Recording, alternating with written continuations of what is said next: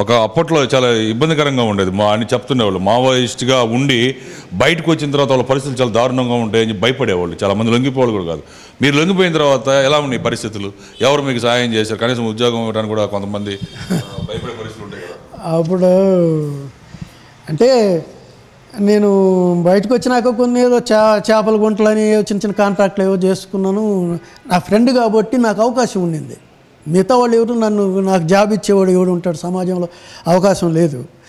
అయితే అట్లా ఆ క్రమంలో ఏంటంటే నేను చిన్న వెబ్సైట్స్లో వాటిల్లో రాయడం పనిచేయటం చేస్తూ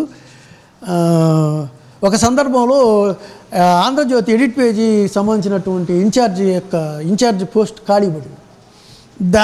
దానికోసంగా నేను కె శ్రీనివాస్ గారు నన్ను ఈయన దగ్గరికి తీసుకెళ్ళారు, మన రాధాకృష్ణ గారి దగ్గరికి తీసుకెళ్తే ఆయన నా బ్యాక్గ్రౌండ్ అంతా కూడా చూసి నాకున్నటువంటి రైటింగ్ స్కిల్స్ కూడా ఆయన అర్థం చేసుకొని నాకు అవకాశం ఇచ్చి నా ఎదుగుదలకి నేను ఒక జర్నలిస్ట్గా ఎదగడానికి రాధాకృష్ణ గారు హెల్ప్ అనేది చాలా కీలకమైన హెల్ప్.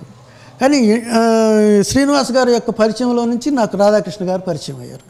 కానీ ఎవరి ద్వారా పరిచయం అయినా ఆయన ఒక యజమాని కాబట్టి ఆయన నాలాంటి వాళ్ళకి కూడా దగ్గర చేర్చి నా టాలెంట్ని గుర్తించి అతను ప్రోత్సహించి పత్రికకు సంబంధించినటువంటి దానికి నన్ను నిలబెట్టాడు. దాంట్లో అది చాలా గొప్ప విషయం. అది